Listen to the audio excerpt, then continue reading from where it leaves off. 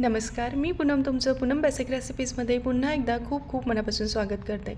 तर मकर संक्रांतीच्या आदल्या दिवशी बनवली जाणारी अस्सल पारंपरिक पद्धतीने भोगीची भाजी कशी बनवायची ते बघणार आहोत, जी तीळ लावलेल्या बाजरीच्या भाकरीसोबत खायला खूप छान लागते. चला तर मग रेसिपीला सुरुवात करूयात.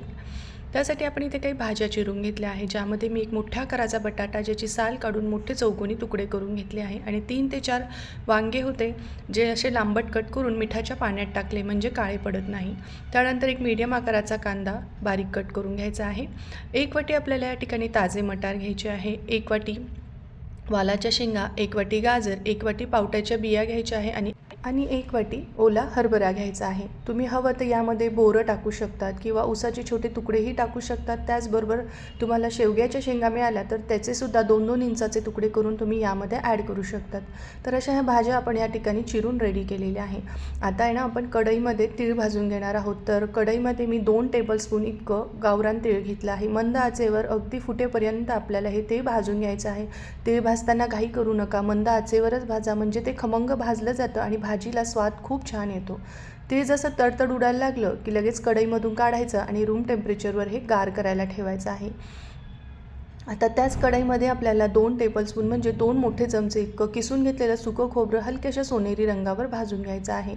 तोपर्यंत तुम्हाला एक निवेदन आहे, तुम्ही अजून माझ्या चॅनलला सबस्क्राईब केलं नसेल तर प्लीज नक्की सबस्क्राईब करा आणि बेल आयकॉनवर क्लिक करा. सबस्क्राईब करणं पूर्णपणे फ्री आहे, निःशुल्क आहे, तर नक्की माझ्या चॅनलला सबस्क्राईब करा.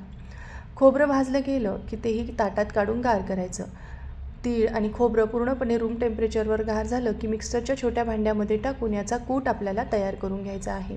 तर आपण हा कूट तयार करून घेऊयात. बारीक मी मिक्सरवर फिरवून घेतलेला आहे. आता कढईमध्ये आपल्याला 3 मोठे चमचे इतकं तेल घ्यायचं आहे. मी इथे तेल थोडं जास्त वापरलं आहे, तुम्ही तुमच्या आवडीनुसार तेल थोडंफार कमी जास्त करू शकतात. तेल गरम झालं की पाव चमचा मोहरी घ्यायची. मोहरी मात्र चांगली तेलात फुटू द्यायची आहे आणि मग यामध्ये पाव चमचा जिरं आणि चिमूटभर हळद आणि मी साधारण 7-8 लसणीच्या पाकळ्या होत्या, ज्या ठेचून यामध्ये ॲड केल्या आहे. तुम्ही लसूण आणि कांदा खात नसाल तर स्किप केलं तरीही चालेल. लसूण चांगला खरपूस तळला गेला की यामध्ये मीडियम आकाराचा कांदा अगदी बारीक कट करून टाकायचा.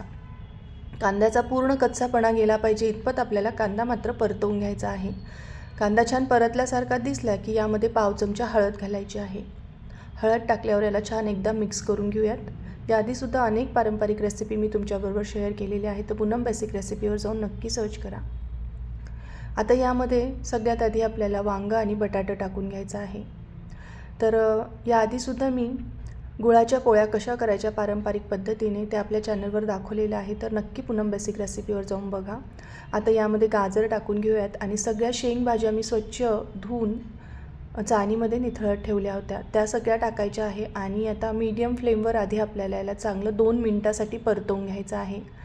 त्यानंतर आहे ना, आधी आपल्याला या भाज्या वाफवून घ्यायच्या आहे. तर त्यासाठी कढईवर बघा असं खोलकट ताट ठेवायचं, त्यावर ग्लासभर पाणी टाकायचं आणि या पाण्याच्या वाफेवर आपल्याला भाज्या 2 वाफांमध्ये शिजवायच्या आहे. तर 2 वाफांमध्ये शिजवत असताना 2-3 मिनिटांनी ना झाकण उघडायचं आहे बघा, आणि गॅसची फ्लेम पूर्णपणे लो ठेवायची आहे.